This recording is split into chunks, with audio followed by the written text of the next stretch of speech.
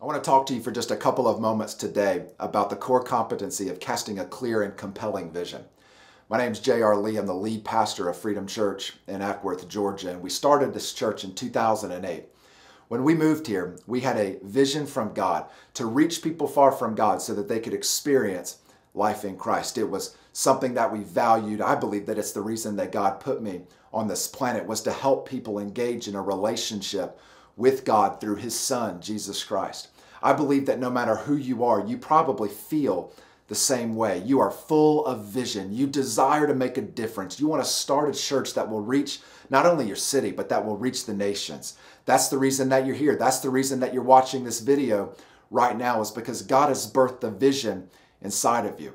But one of the things that I've come to realize over the course of the past several years is that there is a significant difference between having a vision from God and being able to cast a clear and compelling vision from God. Proverbs chapter 29 verse 18 tells us that where there is no vision, the people perish. We understand the importance and the magnitude of having a vision. The problem is not everybody is able to cast it in a clear and compelling way. Having a vision is a great start, but it's a terrible finish.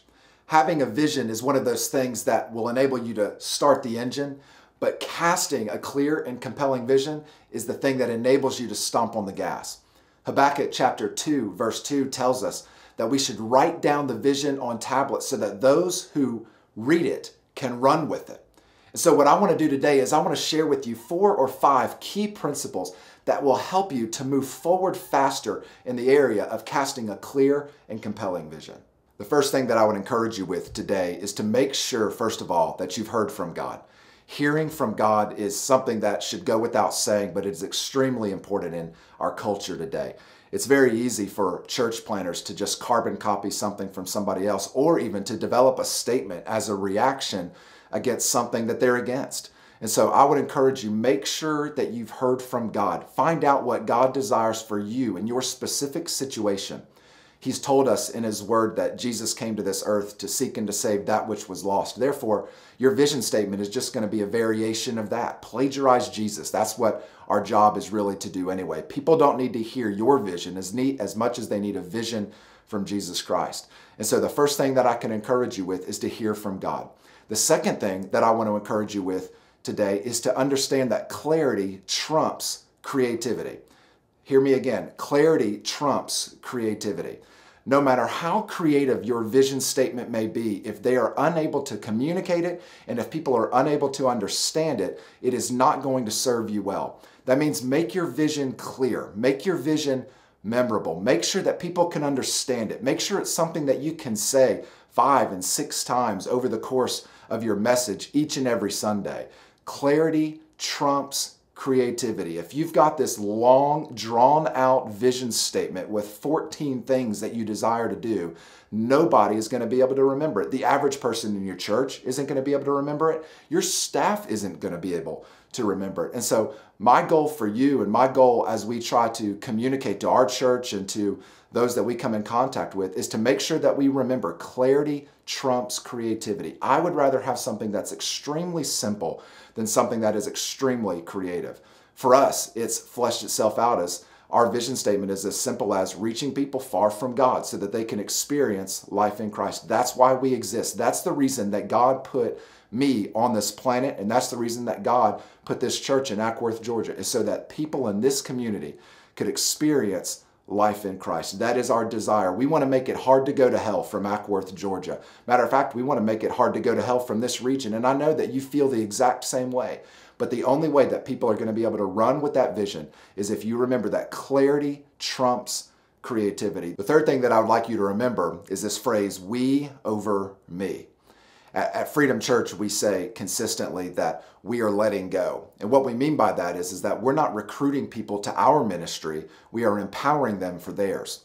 And so from my perspective, as I'm standing on a stage looking out into the audience, I'm not just looking at a bunch of people who I desire to have jump on board our vision of reaching this community. I'm looking out at an army of people who God has uniquely designed to change the world.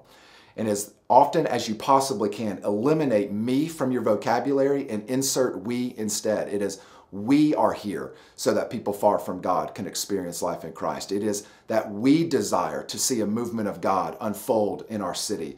We is far more attractive than me. People want to be a part of something that's bigger than them. They want to be a part of something that's bigger than you. They want to be a part of something that's going to outlast them. And the only way for that to occur is if we can consistently insert we instead of me and help people to understand that they have a specifically designed role to play. As you cast a clear and compelling vision, this is going to be something that cannot be understated. It's something that's extremely important. We over me. That's the third thing that I want you to remember. The fourth thing I want to encourage you with is to present with passion. Present with passion. I really do believe that people buy into the visionary before they buy into the vision. And what I mean by that is if you want people to buy into what it is that God has placed into your heart, then they are going to have to be confident that you believe in it as well. They want to know that you are smoking what you're selling. They want to know for sure that you are willing to do whatever it takes to accomplish the vision that God has placed inside of your heart. If you are willing to do that, and if people are able to see it, then that vision is going to be contagious, and people all around you are going to be able to come alongside of you and help you to accomplish the dream that God has placed inside of your heart. But it will not happen if you don't present with passion. Presenting with passion is vitally important, and that's number 4. The fifth thing that I want to encourage you with is to communicate, communicate, communicate. You are going to have to communicate that vision over and over and over again. Andy Stanley, you've heard him say before that vision leaks, and that's especially true in the context of the church world. So I want to challenge you to communicate that vision, speak it, say it, live it, write it, whatever you need to do, and then hit repeat and do it all over again. I really believe that that is something that is extremely helpful and something that is extremely beneficial. I think that right about the time you get tired of communicating the vision, at about that moment, that's when your people are starting to understand it. So continue to communicate it every chance you get, whether that's from the stage, that's in phone conversation, that's in your emails, conversations back and forth, whatever it is that you're doing, however it is that you're speaking and talking and communicating, continue to communicate, communicate, communicate. It is that important. Now, this isn't the end all to casting a clear and compelling vision, but I do believe that it will give you a head start as you move forward in your journey. I want to let you know today that I believe in you, and I want to share something with you that has helped me tremendously in my church planting journey.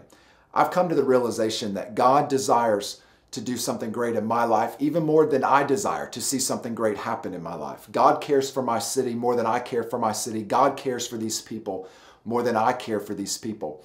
And the reason I tell you that is because as you move forward in this journey, you're going to recognize that church planting is one of the hardest things that you've ever done in your entire life. But at the same time, it's one of the most exciting things that you will ever be a part of. As you continue to cast a clear and compelling vision as you move forward, one of the things you'll recognize is that God will send you the team of people around you, the exact people that He needs and the exact people that you need to accomplish the vision that God has placed inside of your heart. You can't do anything alone, but with the people that He's going to place around you as a result of your vision and the vision casting ability that you have, God is going to do something incredible in your life and in the life of your church. Not only are you going to build a church, but you're going to see a movement of God. I can't wait to see what God's getting ready to do. I'm excited for you. I believe in you, and I want you to know that we'll be praying for you in the days ahead.